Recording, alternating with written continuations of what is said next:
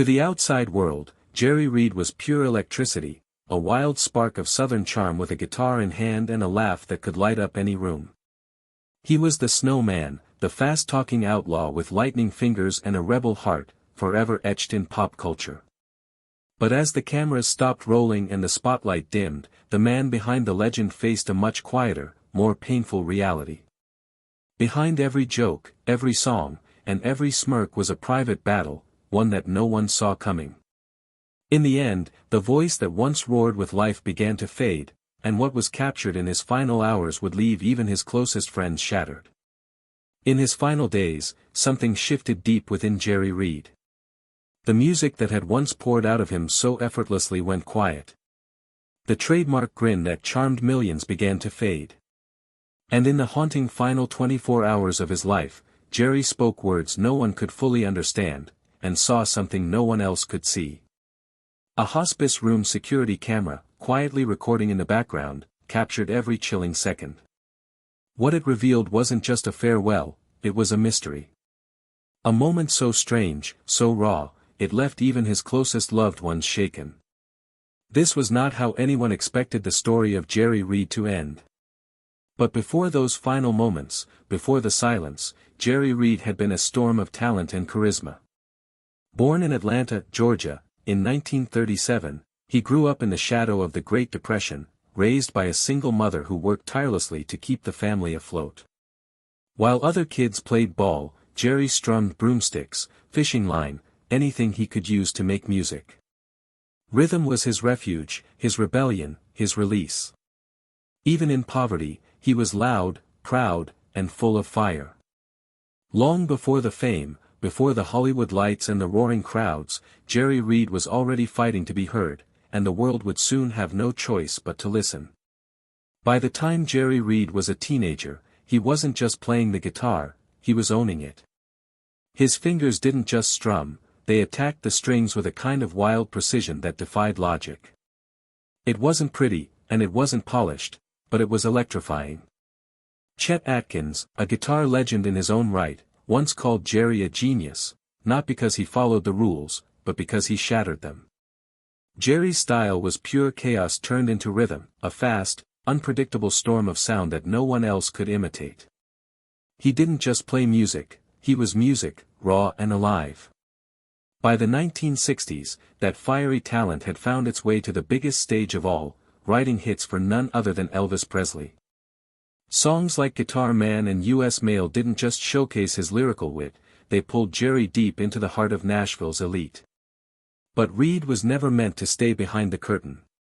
His own hits, Amos Moses, When You're Hot, exploded onto the charts, blending swampy funk with outlaw storytelling. Then came 1977. Smokey and the Bandit catapulted him into Hollywood as Cletus, Snowman, Snow, and he stole every scene with nothing more than a grin and a wink. That wasn't acting, that was pure Jerry. He even wrote the film's legendary theme song, Eastbound and Down, in just one night. It became a cultural anthem. But even as the spotlight blazed, Jerry stayed grounded. "I'm just here to pick a little and tell a few lies," he once said, and maybe that's all he ever needed. It was endearing, but it might have been a cover as well. The man behind the energy worked non-stop, often compulsively. He once recorded the same guitar line 42 times.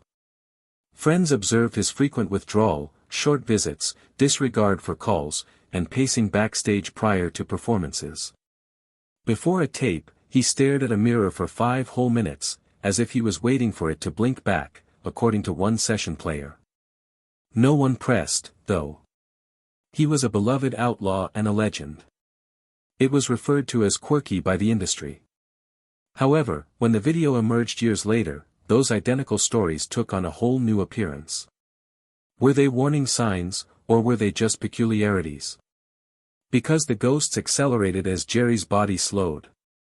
Jerry Reed's exuberant enthusiasm started to wane by the early 2000s.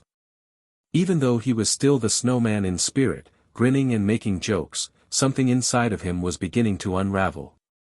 They had suffered from years of chain smoking, late nights, and constant touring. Not long after receiving his emphysema diagnosis, he started to have heart and lung issues. He kept things light in public. "Don't worry," he teased once. "I ain't leaving, just shifting into low gear," but privately his world began shrinking. Once tearing around stages with a six string, the man now found it difficult to get across a room without catching his breath. Not due to aging, but rather to something more profound, his distinctive voice became raspier and weaker. He first cancelled interviews, then shows, and finally all of his appearances. Friends who called no longer received a response. The doors were locked when visitors arrived. According to his close buddy Bobby Bare, he didn't want people to perceive him in that light. Jerry took pride in his strength, not in his wealth or accolades. However, strength was insufficient. He was sent to a private hospice center outside of Nashville in 2007. It was for monitoring, officially. Informally, it was farewell. During their frequent visits, his children sat calmly by his side while the man they knew gradually deteriorated.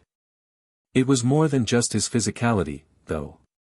His thoughts appeared to drift in and out of an unidentified entity. Strange conduct was seen by the nurses. Jerry would converse with others who weren't present. He kept saying, "Tell the man, I ain't ready," according to one. According to another, she discovered him looking into the corridor and gently shaking his head, as if he were observing a storm approaching. They blamed it on medicine. The typical haze of dying is hallucinations. Then the dreams began, violent and intense. He awoke one night with a gasp and the words, "He's in the room again." Staff were instructed to keep his room quiet and dark, and doctors prescribed heavier sleep aids. However, nothing appeared to be helpful. He wasn't in a panic. He waited as though someone or something was anticipated. His daughter then took a choice she hoped she wouldn't regret out of worry. She placed a video camera in his room's corner. A little camcorder was placed in the upper corner of Jerry Reed's hospice room by his daughter out of love and silent terror. It wasn't sophisticated. Just a regular home video camera that is set to record continuously, no motion tracking, no night vision. According to the family, it was done to ensure that nurses were performing their duties safely. However, those closest to her acknowledged something different. She sought evidence. Evidence that the things her father was saying were real. The filming began in late August 2008. Initially, nothing unusual was observed. Sleeping for long, quiet hours while nurses come and go. Jerry hardly ever moved. Sometimes he would wake up to cough or write in a notepad next to his bed. He muttered some of Coco Joe's lyrics one evening. He muttered, "If the door knocks twice, don't open it," another night. Other than that, though, it was the quiet, methodical disintegration of a guy whose music used to fill stadiums until August 31st. At precisely 2:47 a.m., an odd event occurred. The camera had been recording continuously when Jerry abruptly sat up straight in bed. There was a sudden, unsettling silence, with no sound or indications of effort. His eyes were wide open, gazing straight into the distant wall's darkness. He didn't flinch. He remained silent. Not initially. After 13 seconds of stillness, he said, "I know who you are," in a clear and non-derogatory manner. He continued to look for 5 more seconds. And lay back down carefully. There was no alarm. There was no nurse in the room. Additionally, nothing seemed out of the ordinary when personnel looked over the medical logs. His vitals remained steady. The following morning, he could not recall it. The room's motion sensor never turned on. No one else had been there, the system said. Despite its graininess, the tape revealed something indisputable. Jerry wasn't having a dream. He had something or someone he was talking to. Later on, that clip would be the only file from the night that survived. The others would disappear for reasons no one could explain. And that was just the beginning of what that tape revealed. The final full day of Jerry Reed's life, August 31st, 2008, was oddly busy. He woke up that morning more awake than he had been in days, even though he had been vacillating between silence and sleep for weeks. He was noted by nurses as focused. His daughter claimed that even though his voice was quiet, it was more authoritative than it had been in weeks. According to her memory, it was like he had something he needed to do, as if he had been seeking approval. Jerry called 3 times that afternoon. The first was to Bill Justice, his longtime producer. Nobody is aware of what was stated. He just needed to hear a familiar voice, Justice later told a reporter. That's all I have to say. An old buddy and former bandmate received the second call. Name omitted. The duration of that call was just 49 seconds. Logs from the hospital show that Jerry hung up mid-sentence. The most disturbing call was the last one.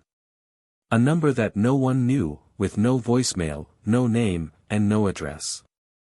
11 minutes passed. Who was on the other end is unknown.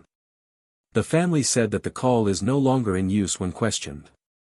Jerry requested for a notepad later that night. He composed songs on the fly for a large portion of his career, writing verses and chord changes in the margins of hotel Bibles in between performances. However, he only penned 8 words on a single line this time. The last note is played by the fingerless man. He mumbled, "He's been waiting a long time," with a small smile, in response to his daughter's question about what it meant. Jerry Reed composed that as his final piece. The notepad disappeared at some point throughout the night. It was next to his bed. It was not touched by the nurses. It was not seen by family. It vanished the following morning. The security log revealed that no staff entered the room between 1000 p.m. and daybreak, despite hospital staff's suggestion that it might have been thrown out with laundry or bedding. He remained silent. The last coherent acts of his life, according to all accounts, were those last calls and that one odd sentence. There was only the buzz of equipment, the faint beep of monitors, and the ticking of time, no more movement, no more music. There was another ticking, though. Because something happened in room 14 a few hours later while everyone else was sleeping, and it made every machine in the building scream. Power outages are uncommon in the majority of hospice settings. Systems are constructed with circuit isolation, surge backups, generators, and redundancies. However, room 14 went dark at precisely 3:13 a.m. on September 1, 2008, which was the official time of Jerry Reed's passing. Only that room, not the entire building or even the entire floor. 1 man, 1 socket, and 1 camera. Nothing caught the attention of the medical staff right away. Heart monitors run on batteries. He was already motionless. There was no sound difference. However, the red light on the camera was off when a nurse arrived at 3:21 to see how he was doing. The recording was over. Jerry had vanished, and the screen had turned blank. It was verified by the system log. At precisely 313, there was an abrupt loss of electricity. It then switched back on after 57 seconds. The switch had not been touched. There were no tripped breakers. The cameras in all the other rooms were still working perfectly. Tech help was unable to provide an explanation. There was no shorting. Nothing became too hot. The device was not disconnected. According to the technician, it simply died. Then it returned as if nothing had occurred. Upon reviewing the video, the final frame that was visible prior to the blackout showed Jerry lying motionless, with his hands folded and his eyes closed. He appeared normal and at ease. The oddest thing, though, was that there was light. Behind him, there was a gradual, faint flickering on the wall. Just enough to capture the frame's edge, but not enough to activate the motion sensor. The light was gone when the recording started up again. Jerry was, too. According to the official report, respiratory failure brought on by emphysema complications was the cause of death. Calm, ordinary, and organic. However, it didn't feel like another death to the workers in that hospice wing. Around the same time, several nurses reported that the room's temperature decreased significantly. The hallway clock allegedly jumped ahead, going from 312 to 314 without displaying 313 at all. She later stated, "I didn't believe in that kind of thing. I still won't go down that hallway by myself, though." And that's how it would have ended. A silent death, an unexplainable flicker. However, Jerry's daughter discovered something much worse when she looked into the camera for answers. Almost all of the video is gone. Jerry Reed's daughter went back to the hospice 2 weeks after his death to retrieve his possessions. The camcorder was one of them, still operational and undamaged. She took it home, turned it on, and started going over what she hoped would be a difficult but quiet farewell. Rather, she discovered nothing. The files on the camera were arranged chronologically. The dates are August 29th, August 30th, and August 31st. However, the screen became blank when she opened the folder titled September 1st, which was Jerry's last morning. There was the file. The movie itself was corrupted, but the timing was accurate. No audio, no picture, and no recovery. She went back and scrolled. The final full day of her father's life was August 31st. However, the entire folder had also disappeared, entirely deleted. Not tainted, not harmed, simply gone. As though the camera had never been switched on, all of the files from that day were gone. All but one file. One 14-second clip was hidden in a backup cache folder. Dated 2:47 a.m. on August 31st. Jerry sat up straight at that very moment and muttered, "I know who you are." That moment had endured. There was nothing before or after. She took the gadget to a nearby tech repair expert after becoming shaken. He performed diagnostics. According to his assessment, it appears as though the data was manually destroyed, yet there is no record, no overwrite history, and no indication of deletion. As if those files had never been there. No one had touched the camcorder, and it lacked a remote control, Wi-Fi, and external access. The missing video showed no hospital employees entering the room. The maker was unable to provide an explanation. Hospice was unable to provide an explanation. Nobody was able to. Additionally, she double-checked that one remaining footage to be sure it was the same. Jerry Reed, standing straight, peering at an unseen object with wide eyes. "I am aware of your identity." Then there was quiet. They brought in experts. Paranormal investigators, video archivists, and forensic analyzers. Everybody offered a different theory. Intentional sabotage, magnetic interference, and data failure were all unable to provide a response to the main query. Why did only that particular moment endure? What had Jerry Reed actually seen? Because the music industry didn't want to discuss it, whatever it was.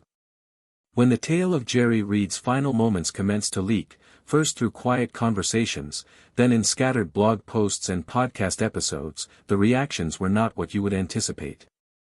There wasn't outrage. There wasn't denial. There was silence. A odd, heavy sort of silence, as if human beings were not surprised, as though they already knew. Near buddies and industry veterans started speak me, however most effective in whispers. One consultation guitarist who played with Reed in the early 90s recalled a past due nighttime pressure after a show in Baton Rouge. Jerry had stared out the window the entire trip, then stated softly, "A few belongings you play your way out of, others they comply with you." While asked what he intended, he didn't respond. Every other pal said, Jerry had become an increasing number of passionate about spiritual subjects in his final years, no longer religion, but the unseen. He studied books on close-to-death studies. He stored a Bible open via his mattress, but in no way turned the pages. And at one point, in line with a nurse, he requested a priest, however handiest if he didn't communicate. A rumor started out circulating within the Nashville scene. Again within the late 7s, for the duration of the Smokey Icky and the Bandit years, Jerry attended a personal celebration in New Orleans hosted with the aid of a set of eccentric musicians. In step with the story, that night time ended with a seance. A innocent shaggy dog story, a person known as it. However, Jerry did not snigger. He left the birthday party early and refused to talk of it ever again. One bandmate recalled him pronouncing best that door wasn't presupposed to open. Whether or not any of it became real or just legend, no person ought to say.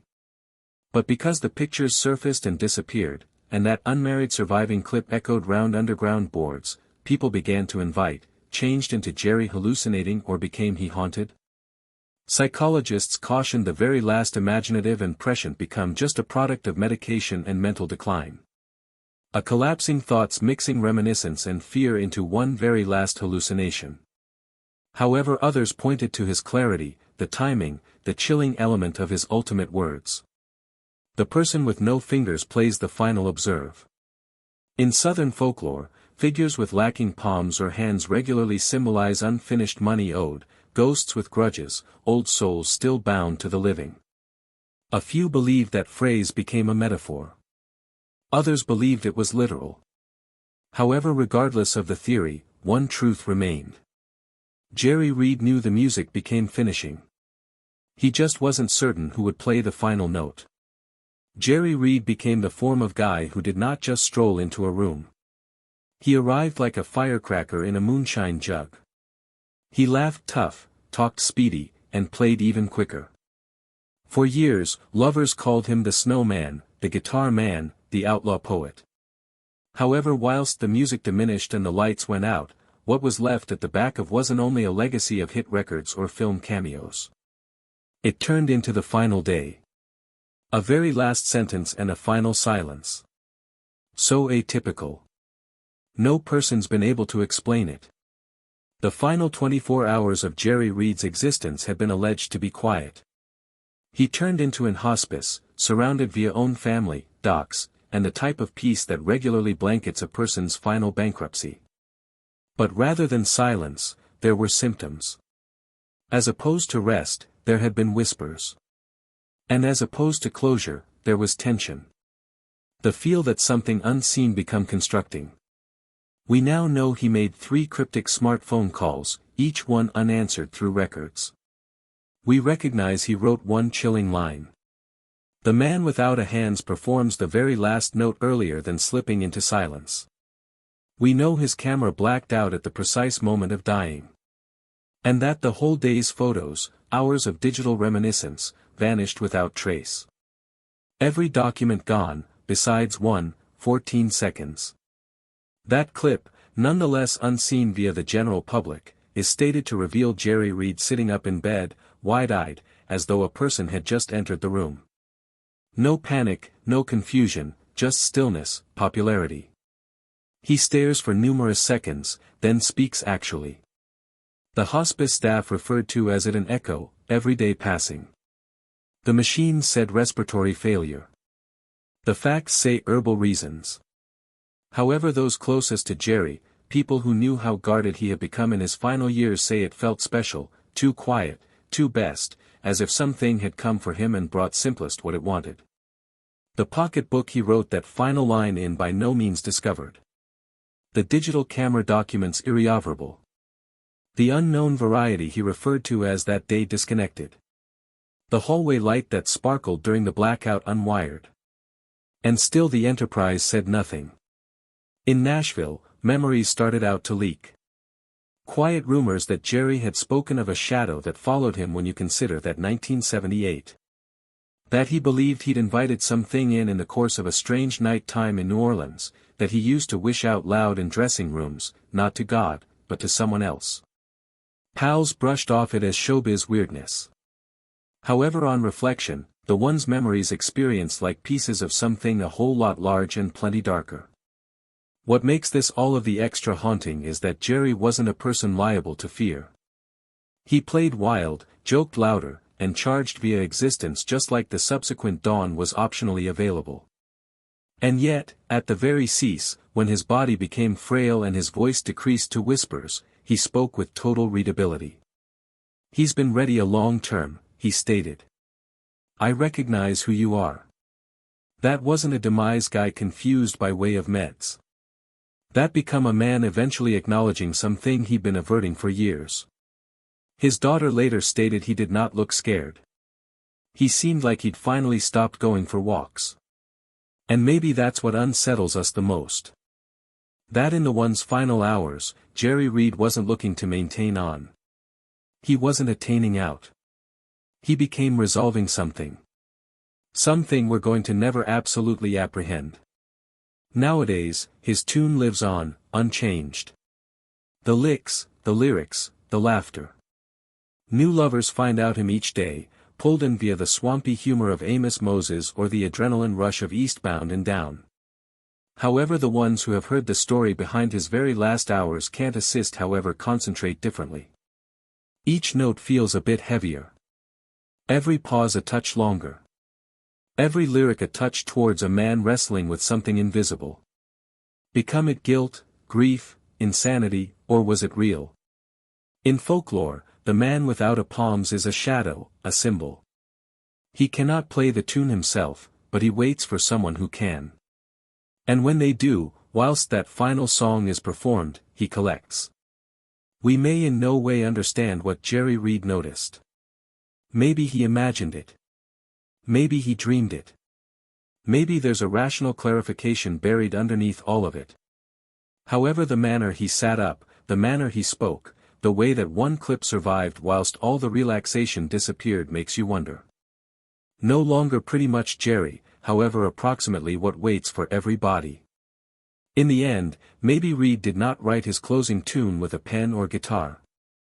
Maybe his very last masterpiece turned into that very last moment, a thriller that lingers, a silence that sings louder than any be aware. Due to the fact anything Jerry Reed saw in that room at 2:47 a.m., he knew it become real. And he knew it had come. For him.